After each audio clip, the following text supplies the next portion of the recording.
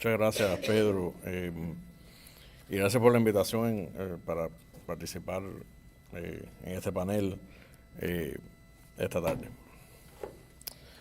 A 66 años de represión por parte del régimen castrista contra todos los aspectos de la sociedad cubana, tenemos que considerar cómo este status quo afecta a las futuras generaciones en Cuba. Sin embargo, las futuras generaciones cubanas, las más jóvenes a quienes les tocará construir un nuevo país, ya están siendo afectadas en el presente. La juventud cubana está afectada por un régimen que mantiene un control estricto y total sobre todo aspecto cultural e intelectual.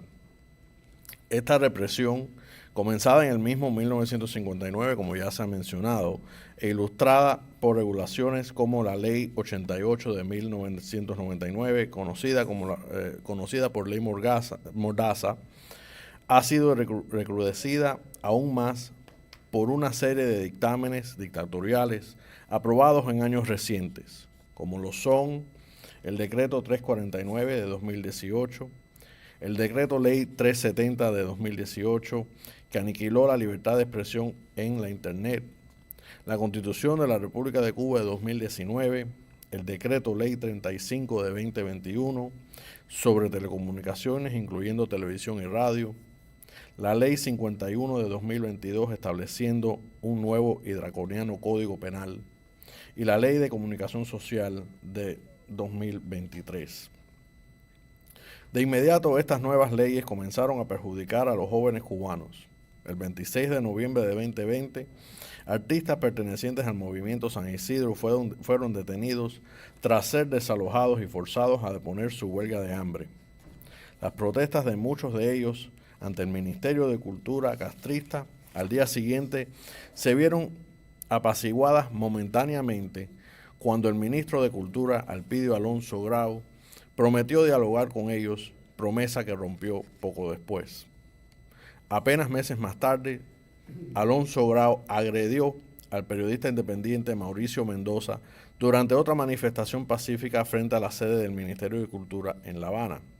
La agresión del propio ministro ilustró la violencia intrínseca de la dictadura castrista, la misma actitud que ha mantenido hacia la prensa, los artistas, los intelectuales y el pueblo cubano en general. Los jóvenes cubanos también encuentran una nomenclatura cultural cubana que prefiere doblegarse al castrismo que servir de representantes de la libertad de pensamiento y de expresión cultural e intelectual.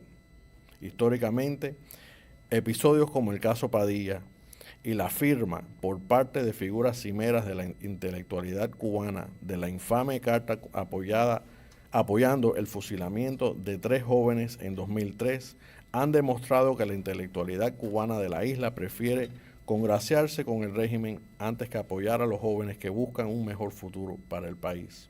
Tristemente, muchos de estos artistas cómplices aún son aplaudidos y reconocidos mundialmente. Esta intelectualidad cubana, repito, dentro de la isla, se ha confabulado con el régimen castrista para tratar de redefinir la cultura y la intelectualidad cubana.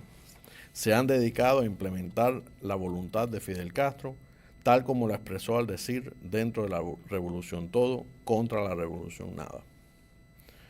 En la diáspora cubana también hay intelectuales que, si no han colaborado estrechamente con o apoyado a la dictadura cubana, le han jugado el juego al presentarse en Cuba, competir en los concursos literarios y académicos del régimen y participar en foros con intelectuales que se han definido como castristas. Algunos de estos autores lo hacen porque temen que les cierren acceso a los archivos y otras fuentes de información y centros de investigación en Cuba. Otros lo hacen por algún motivo psicológico o emocional que les hace considerar la aceptación de su obra en Cuba como el verdadero indicador de su éxito. En ambos casos, los intelectuales exiliados deben tomar en cuenta que, en la mayoría de los casos, sus colegas cubanos no tienen la misma habilidad de realizar las investigaciones que deseen en Cuba. Esta doble moral intelectual tiene que parar. Mientras tanto, la generación de intelectuales de hoy continúa sufriendo la implacable represión del régimen. ilustrándole a las próximas generaciones de intelectuales lo que les puede esperar si no se doblegan al régimen. En 2016, por ejemplo, el profesor Ariel Ruiz Urquiola fue detenido por iniciar una huelga de hambre y sed frente al Instituto Nacional de Oncología y Radiología. En aquella ocasión reclamaba que su hermana, la también profesora Omara Ruiz Urquiola, recibiera tratamiento oncológico para el cáncer que padecía. Fue detenido en 2018 por tener un altercado verbal con funcionarios rurales.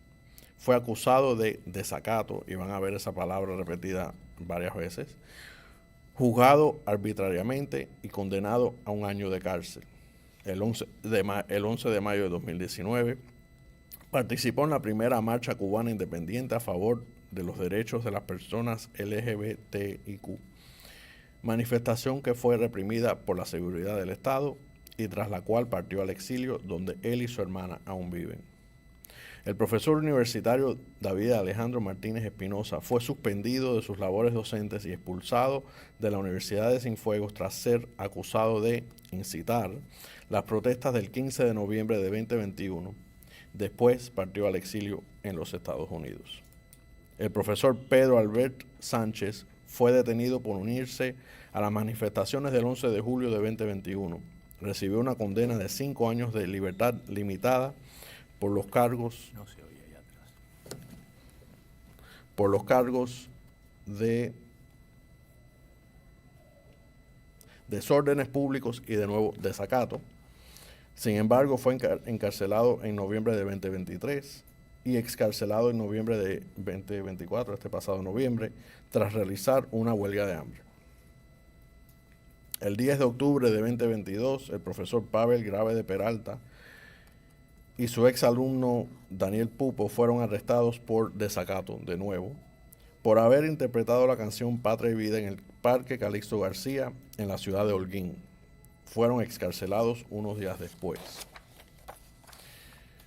En uno de los casos más célebres y de larga duración, la profesora Alina Bárbara López Hernández fue detenida el 8 de abril de 2023 por expresarse en contra de la detención del escritor Jorge Fernández Hera.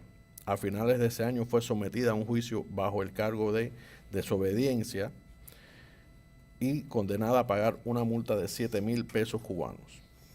Fue detenida de nuevo el 18 de junio de este pasado 2024 y en septiembre del mismo año fue expulsada de la Unión de Escritores y Artistas de Cuba, UNEAC. Del mismo modo, la profesora y antropóloga Jenny Pantoja Torres fue expulsada de la Universidad de Ciencias Médicas de La Habana por unirse a López Hernández por su actividad a favor de los presos políticos cubanos. En gran medida, los intelectuales del exilio tienen no solo la responsabilidad, sino el deber de apoyar a sus colegas cubanos que sufren la represión dentro de la isla. Nos toca alzar la voz ante cualquier foro disponible, desde el salón de clase hasta las conferencias académicas, en apoyo de la libertad de expresión y el respeto de los derechos humanos de estos intelectuales. Este apoyo será fundamental para que los intelectuales cubanos del futuro puedan desarrollar su curiosidad en un ámbito de libertad. Muchas gracias.